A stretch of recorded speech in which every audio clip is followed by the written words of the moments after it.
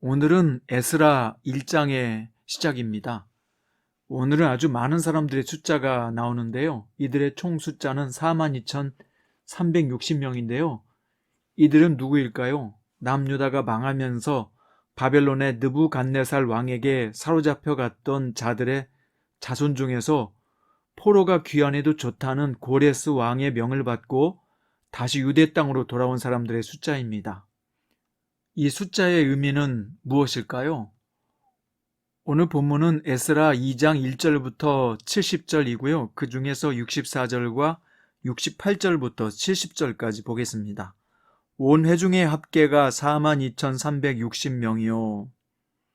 어떤 족장들이 예루살렘에 있는 여호와의 성전터에 이르러 하나님의 전을 그곳에 다시 건축하려고 예물을 기쁘게 드리되 힘 잘하는 대로 공사하는 금고에 드리니 금이 6만 1,000 다리기요 은이 5천 만에요 제사장의 옷이 100벌이었더라.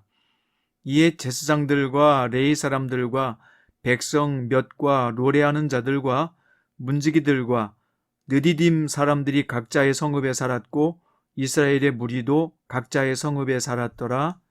아멘. 오늘 말씀의 제목은 가격표가 아닌 가치표로 보라입니다. 에스라가 귀한 자의 명단을 2장에 기록한 이유가 무엇일까요? 1장에서는 에스라의 귀한 이야기는 하나님께서 고레스 왕과 유다 백성들의 마음을 감동시켰다는 것을 강조하고 있고요. 오늘 2장에서 강조하는 것은 그 감동하심에 따라 실제적으로 순종하는 사람들이 있었다는 것이죠. 즉 유다 백성들의 포로 귀환의 대장정을 이끄시는 분은 하나님이셨다는 것이고 그 이끄심에 결연히 동참한 사람들이 42,360명이라는 것입니다. 그럼 이 포로 귀환자들의 숫자가 구체적으로 기록된 이유가 뭘까요? 이 포로 귀환에서 돌아온 사람들은 느헤미야 7장의 귀환자 명단과 대조해 볼 때 모두 12 지도자임을 알 수 있습니다. 이것은 잃어버린 12지파의 회복이 상징적으로 이루어졌음을 보여주는 겁니다.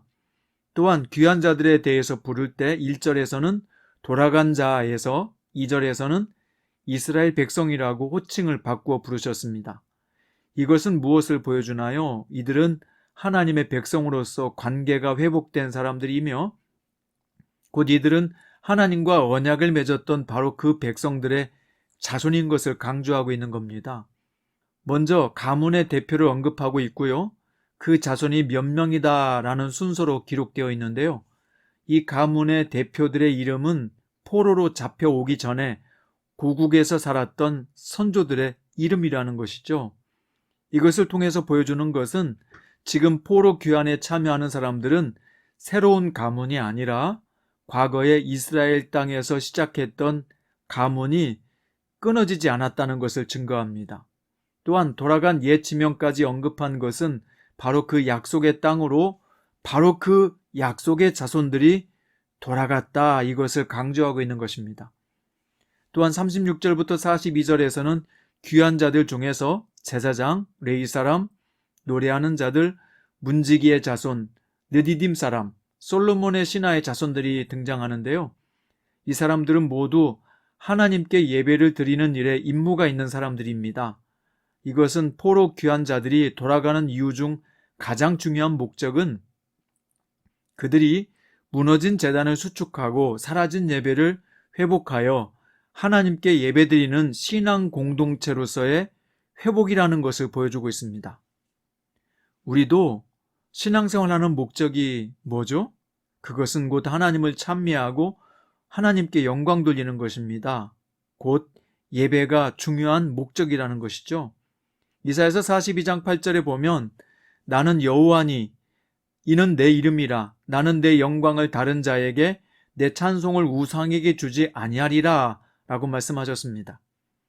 하나님은 무너진 예배를 회복하길 원하셨고 그것이 참된 이스라엘 공동체의 회복이 목적이었던 것처럼 예배하는 삶이 곧 성도인 우리의 삶의 목적인 것을 보여주고 있습니다. 자, 그런데 59절 이하에 보면요, 선조가 누구인지 알 수 없는 사람들도 있었어요. 일반 백성들뿐만 아니라 심지어 제사장들 중에도 혈통적으로 이스라엘 백성인 것이 증명하기 어려운 사람들이 있었단 말입니다.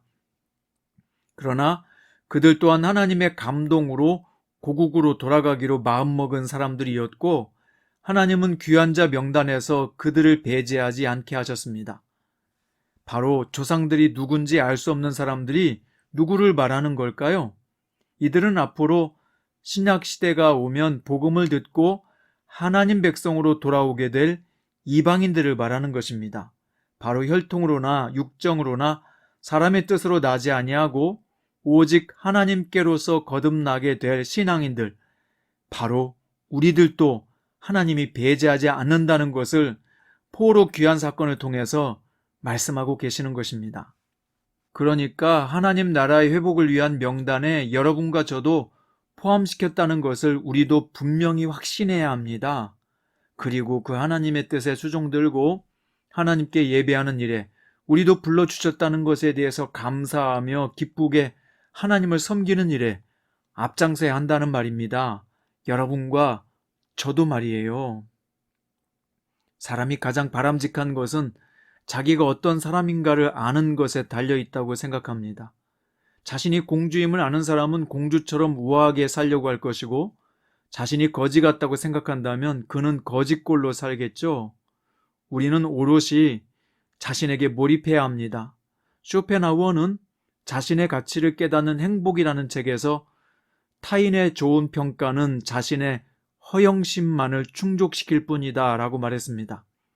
타인의 평가를 너무 과대평가하고 거기에 일희일비하면 삶의 기준을 잡을 수 없고 마음도 갈피를 못 잡고 오르락 내리락 한다는 것이죠. 여러분, 하지만 하나님의 평가의 기준을 둔다면 어떻게 될까요? 이야기가 달라집니다. 그는 사람들의 평가나 선호에 크게 흔들리지 않게 될 것이고 그렇게 자신을 지킬 수가 있죠.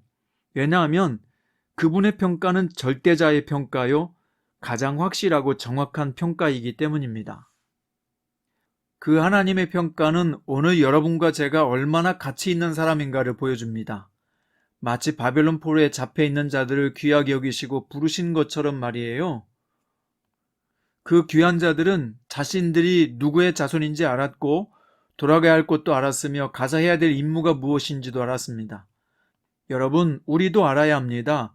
내가 믿음의 조상 아브라함의 후손이요, 요셉과 여호수아와 다윗과 예레미야와 느헤미야, 에스라의 이야기가 우리가 본받아야 할 신앙 선배들의 모습인 것을 알아야 합니다.